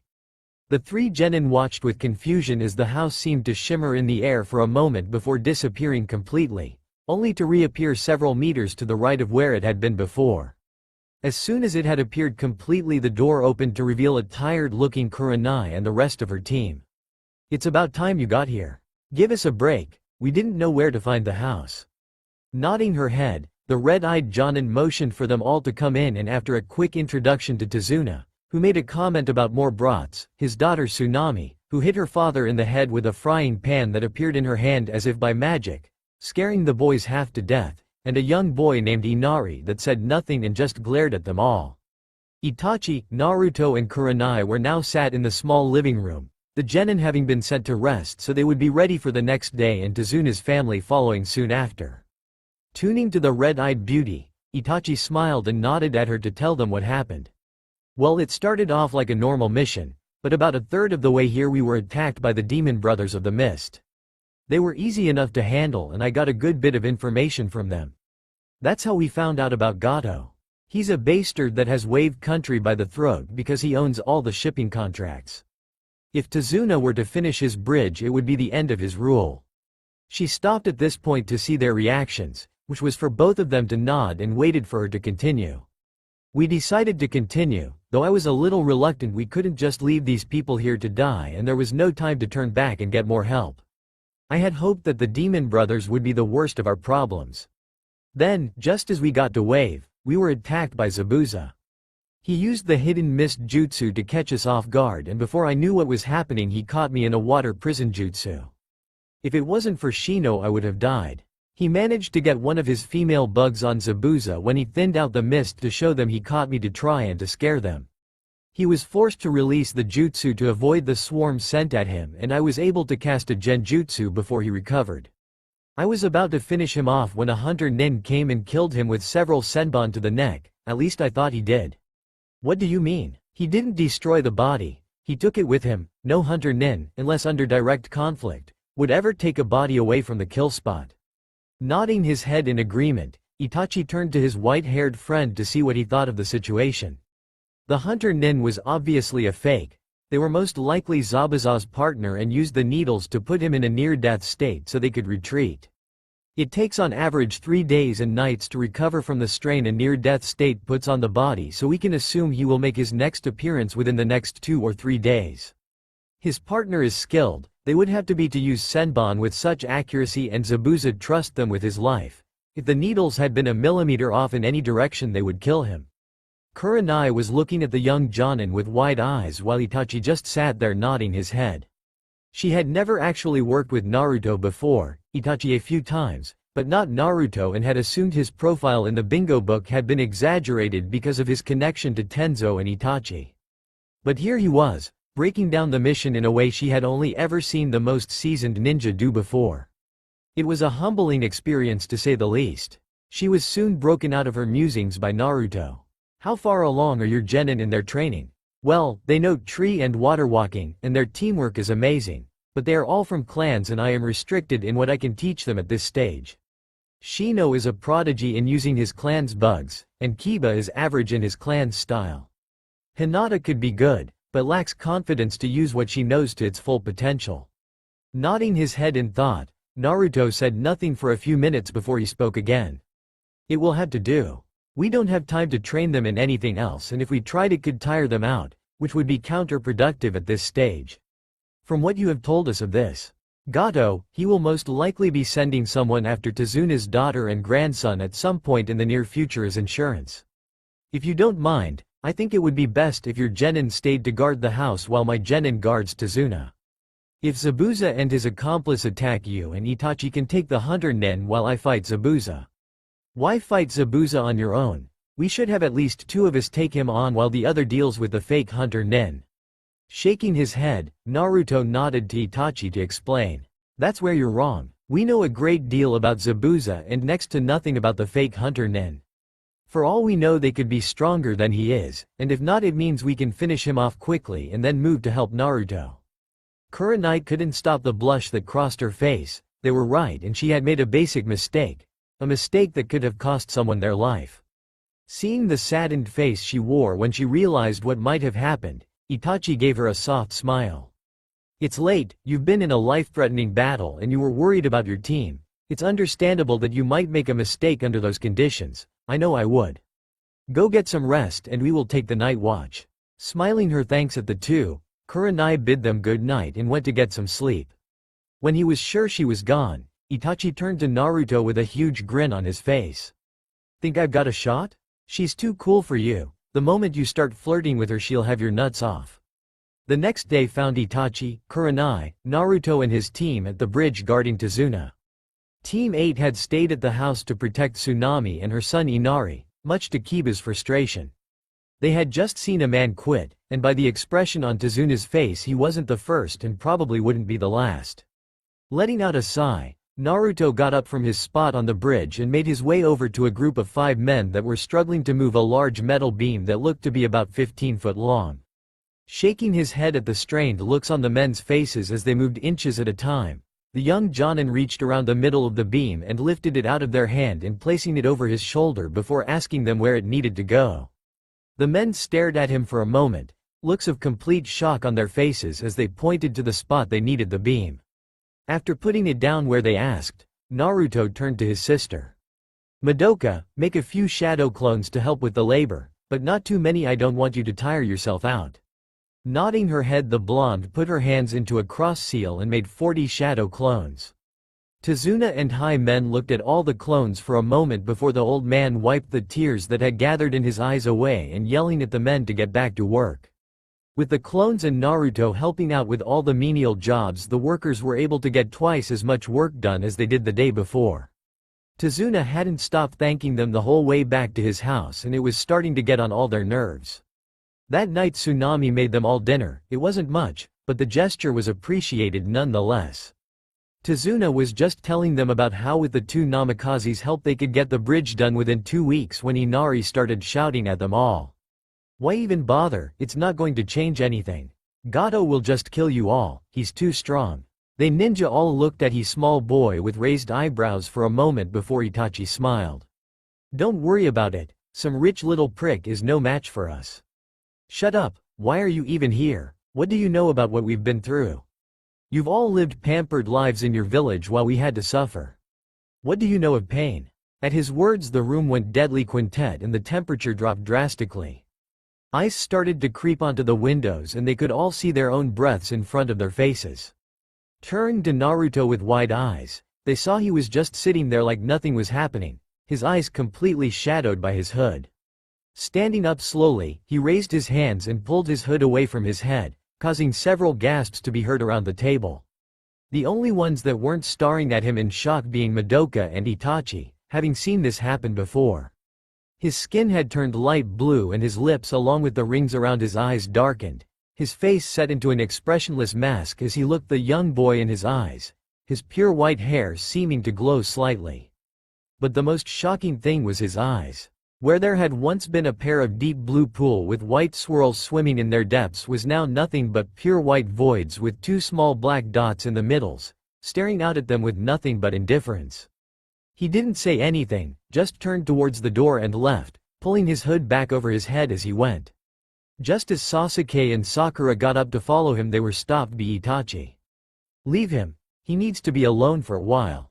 Early the next morning Haku was making her way through the forests of Wave to a small clearing she knew that had a variety of herbs that could be used for all sorts of things. She had found it the day before last but didn't have her basket so she decided to go now while she had the time. But as she walked through the trees Haku noticed something odd.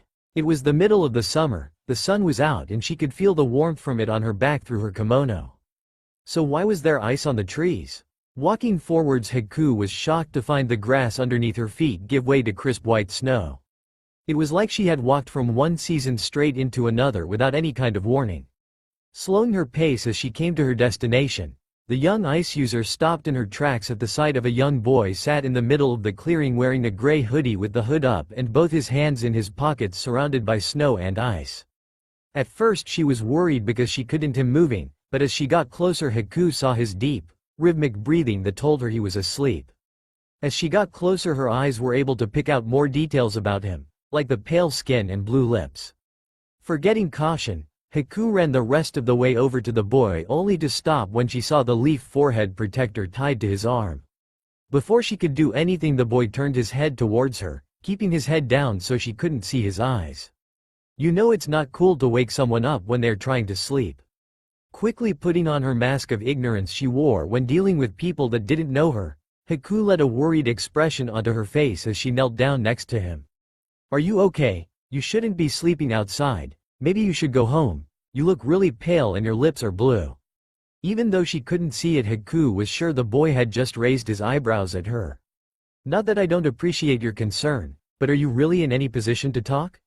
You're almost as pale as I am. Before she could answer Naruto's eyes drifted to the basket under her arm, along with the few herbs she had picked up on her way. I know those herbs, they're used to help muscles relax. Getting more and more worried all the time that he wasn't responding to her mask like all other before him, she seized the moment. That right, there for my friend. How did you know that? My godmother is a med nin. I picked up a few things. Never know when you might need to what herbs will come in handy. Nodding her head with a smile on her face, Haku looked around the snow-covered clearing before letting out a breath. I was hoping to find some more here, I saw them the other day. But I don't think they will still be here now. Neither of them said anything for a moment, just sitting on the ground in the snow. I'm Haku. Naruto. You're a ninja right, why do you fight? Naruto sighed getting Haku's attention when she saw a cloud of mist come out, not even trying to look at her. I fight for my family. That a good reason, you must be strong. He still didn't look at her, but by the way his head turned slightly, Haku knew she had his attention. I believe that when you fight for someone you care about, with all your heart, is when you can reach true strength. You have an interesting belief, epically considering who you fight for. At his words Haku felt alarm bells going off in her head and unconsciously reached for the senbon in her sleeve. I'm not sure I know what you mean, Naruto-san. Still not looking at her, Naruto took his right hand out of his pocket and slowly brought it up in front of his face. Haku was yet again surprised to see pale skin, along with sharp blue fingernails. I have met many cool people in my time, both good and bad. You are one hell of an actor by the way, and if there is one thing I have learned, never trust someone you don't know that is so good at hiding their chakra. How is Zabuza's recovery going? Just as she was about to put some distance between her and Naruto, Haku felt an ice-cold hand wrap around her wrist. There was a slight burning sensation, but otherwise nothing seemed to happen and she was able to break his hold on her wrist before jumping back. Speeding through hand seals, Haku used the snow and ice on the ground to her advantage and with a hard stomp, forced several large spikes made out of ice to shoot out of the ground, pinning the still-seated Naruto in place. He didn't even flinch. So you're from the Yuki clan, that's cool, I guess that makes sense. You're lucky. If you were anyone else you would be dead by now. Pushing his words aside for later along with the shock that he knew her clan, Haku walked over to the Leaf Nin, confident that her ice would hold him in place and held the 3 senbon in her hand against his throat. What gave me away? The way you walked into the clearing, the herbs you had in your basket, all pointed to it. But the clincher was when you reached into your sleeve. Quote, I see. How did you know I was from the Yuki clan? Instead of answering, Naruto gestured behind her, a small smile on his face. Turning to look at what he was indicating, Haku let out a gasp. Coming out of the tree line behind her, teeth bared into angry snarls, was 10 wolves made out of pure ice. Stalemate. Turning back to Naruto with a look of wonder on her face and tears in her eyes, Haku pulled her senbon away from his neck. At the same time the wolves fell to the ground into piles of ice. You're of the Yuki clan too? Not exactly, like I said, you're lucky. If you were anyone else you'd have frozen solid the second I touched you. That brought a confused look to Haku's face. She had never heard of someone doing anything like that. I don't understand, if you're not part of my clan how can you use ice-style jutsu? It's a long story for another time. Let's just say for now that I was forcibly adopted into your clan and leave it at that. Reluctantly accepted his answer, for now at least. Haku sat down, being sure to keep her distance this time. What no? Why don't you tell me why you're with a man like Zabuza? Looking down at the ground, Haku told him about what had happened with her parents and how Zabuza took her in when no one else would. I owe him my life. I will help him make his dream come true, even at the cost of my own life. I see, that's unfortunate. Standing up and knocking the spikes away as if the spikes weren't even there, Naruto finally looked Haku in the eyes, blue and white meeting black. I know nothing I say will change your mind, so I won't try to. But I will ask you this, after he has reached whatever his dream is, what then? Without waiting for an answer, Naruto turned and walked away. It wasn't until he was almost at the bridge that he realized he had just broken his code. He had let Haku live. That day went like the one before it. Naruto and Madoka helped where they could at the bridge, and when they were done they went back to Tazuna's house. Naruto noticed that Inari was keeping his distance from him, not that he minded, and when all the others had gone to bed Naruto told his fellow Jonin about his meeting with Haku, and like always, Itachi managed to sum it up in only 3 words. That sucks, man. Nodding his head, Naruto leaned back in the chair he was sat on and looked at the 2 in front of him, both with looks of concern on their faces. So what are you going to do? Nothing, the plan stays the same. Nothing has changed. Bullshit. Raising an eyebrow at his friend, Naruto waited for him to continue. I've known you for 8 years, 6 of which you were a ninja. You are like a brother to me and I have never seen you let someone walk away. That girl is practically family to you, and no matter how hard you try to act the cold-hearted bastard, I know you. What would you have me do? She's with Zabuza. Nothing I do is going to change that. He didn't have an answer for that, none of them did. Letting out a sigh, Naruto got to his feet and walked out the room, but not before saying, when you fight her, I expect you to do everything in your power to kill her. Don't go easy on her for my sake. When he was out of the room, Kurenai turned to Itachi with a worried look. What are we going to do? I know one thing for sure, when we fight her, I'm going to do everything I can to keep her alive. It was 2 days later when they came to the bridge to find it covered in mist and the workers nowhere to be found. Doing exactly what they had planned, Team 7 moved to protect Tazuna, awareness ready and kunai drawn, while the Jonin prepared for what was to come. They didn't have to wait long. I see you got yourself some new kids, Kurenai-san. What happened to your old ones? Did I scare them off? These aren't mine. They could hear chuckling echoing all around them in the mist. He was trying to scare them, but unfortunately for him Naruto and Itachi knew exactly where he was, and Zabuza realized that when he saw them following him through the mist with their eyes. The mist started to thin out until they could clearly see the two figures in front of them, one small and feminine and the other big and bulky. Well, what do we have here? Konoha's very own Jack Frost and Black Crow. I'm honored. When Haku told me you were here I was a bit skeptical, but there you are. Without saying a word, Naruto drew his Chikudo from his back, rushed forward and slashed at Zabuza, his chakra already running through the blade and making it glow a soft white. Just as the blade was about to touch his skin, Zabuza brought his huge sword up and blocked it at the last second. Giving Naruto's sword an appraising look, the young Namikaze could almost see the grin through the bandages covering his mouth. Neither noticed Haku sprinting off into the mist, Itachi and Kurenai right on her heels.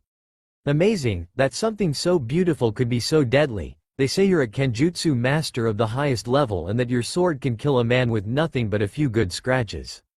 Let's see if they were right. Frost. With one big heave, Zabuza managed to push the smaller boy away from himself, only for them to meet moments later, swords clashing and seeming to blur in and out of sight as they engaged in a deadly dance of death. The moment Itachi and Kurenai caught up to the ice user, they realized their mistake as they watched the dome of mirrors taking shape around them. We don't want to hurt you. Stop this no, and no one will get hurt. Itachi waited for an answer, only to turn around and block the senbon that came at him from behind. Expecting to see the girl, he was a little surprised to find nothing but her reflection. I'm sorry, but I can't allow you to interfere, not when Zabuza-sama is so close to his dream. As she spoke, Haku leaned out of the mirror so that her head was out while the rest of her body stayed in place. Looking at her with wide eyes, Itachi said the first thing that popped in his head. That is so cool, why can't Naruto do shit like that? Ignoring the Uchiha, Kurenai moved into a defensive position with a kunai in each hand. What is Zabuza's dream? The world seemed to go silent as Haku spoke, a small smile on her face. What they heard made both Jonin's eyes widen in shock as they drop out of their defensive stances, neither being able to fully comprehend what they had just been told. Both Naruto and Zabuza were covered in small scratches and panting from the strain of their battle. The fact that the former seven swordsman was still standing impressed Naruto. A lesser man would have been dead on the ground after sustaining so many cuts from his chakra-enhanced sword. Despite all the cuts on his body, Naruto was the only one bleeding, each drop that hit the ground exploding into a deadly frozen flower.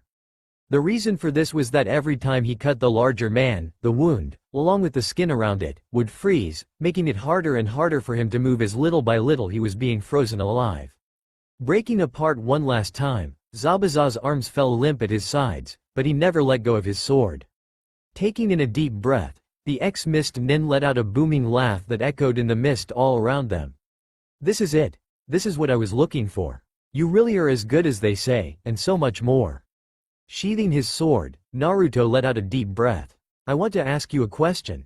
Looking at the smaller boy with a grin now clearly visible after Naruto got cut the bandages away from his face during their sword fight, narrowly missing the skin as he did so, Zabuza let out another laugh. Oh, and what would that be? What is your dream? Waiting for Zabuza to get over his latest laughing fit, Naruto stood patently, waiting for his answer. My dream is to die fighting. A warrior's death. That is my dream. They kept staring at Haku in shock, waiting for her to tell them it was a joke, but she didn't. A warrior's death. Yes, it has always been his dream to die in the heat of battle against a worthy opponent. Zabuza lives for battle and wants nothing more than to die in it. To feel my heart racing in my chest. To fight to his last breath. To taste my own blood in my mouth. To feel the rush of adrenaline in his veins. A true death. A beautiful death. True. Warriors. Death. Naruto just stared at the man in front of him with a blank face for a long moment before slowly reaching up and pulling his hood down, a small smile gracing his lips. That sounds like a cool death. At his words, Naruto saw a true smile cross Zabuza's face as he watched the young boy charge up a small ball in his right hand, no bigger than a golf ball, made of pure white chakra. Nodding his head as he lifted his sword for the last time, Zabuza took a deep breath. Do me a favor. Look after Haku for me. She's a good kid, put up with me all these years. And take my sword with you. Nodding his head, Naruto started charging at Zabuza, ball in hand as Zabuza lifted his sword in preparation of one last swing. Kaika Hyuga Rasengan. Everything was quite as they stood with their backs facing each other, neither moving a muscle, barely even breathing. Naruto with his arm out straight and Zabuza with his sword raised in the air. Zabuza's words were barely a whisper, yet they carried through the mist as if they had been shouted. A beautiful death. His sword slipped out of his hand and the world started to move in slow motion.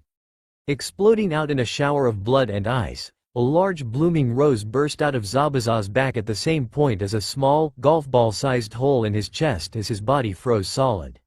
He was dead before the sword hit the ground, a serene smile on his face as his eyes glazed over and saw no more. That's all for now. If you enjoy, then please like, share and do comments.